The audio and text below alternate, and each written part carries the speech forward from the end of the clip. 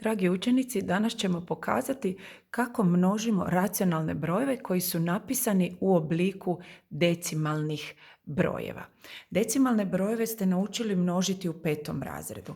Sada ćemo ih naučiti množiti u skupu racionalnih brojeva. Oni mogu biti pozitivni i negativni. Zato ćemo se prisjetiti one tablice koju smo koristili kod množenja cijelih brojeva.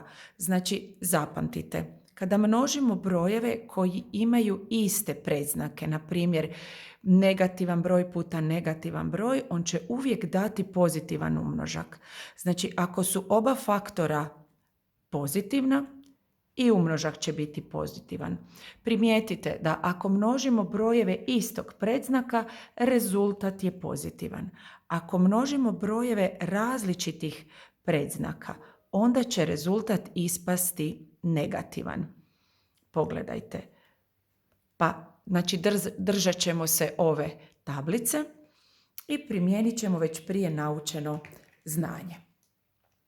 Znači, prva stvar koju kad dobijete zadatak, dobro je odrediti predznak umnoška. Vidimo ovdje imamo negativan broj puta pozitivan.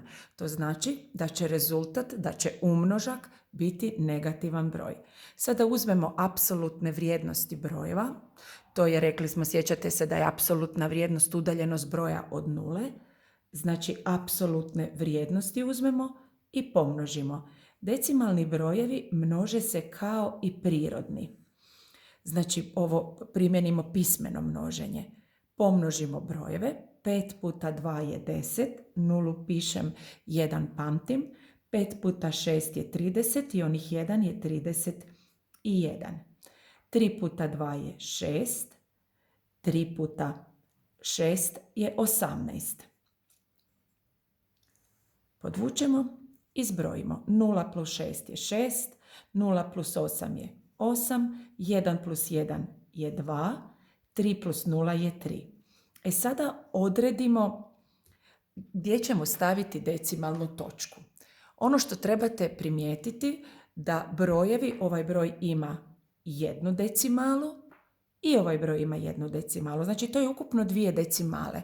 I sada u umnošku odbrojimo 2 decimalna mjesta i znači točka nam ide ovdje. I rezultat će biti, već smo prije odredili, minus 32 cijela i 86 stotinki. Mislim da nije bilo teško. Pogledajte sljedeći primjer. Možete zapisati u bilježnicu pa zajedno sa mnom rješavati.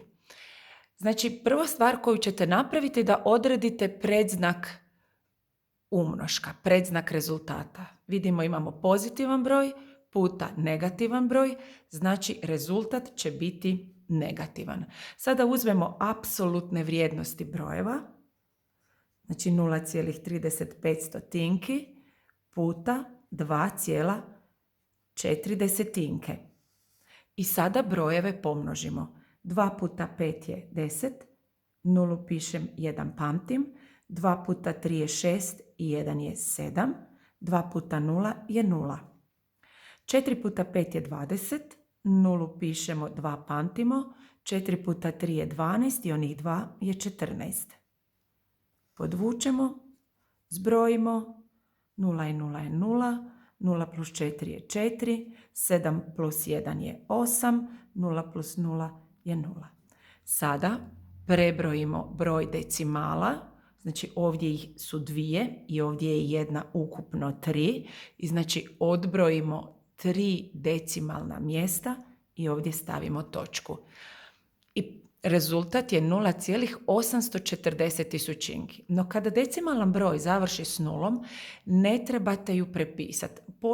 Morate ostaviti dok ne odbrojite decimalne točke, ali sada možemo prepisati bez te nule, pa je 0,84 stotinke. Znači, vidite, ovu nulu nisam zapisala.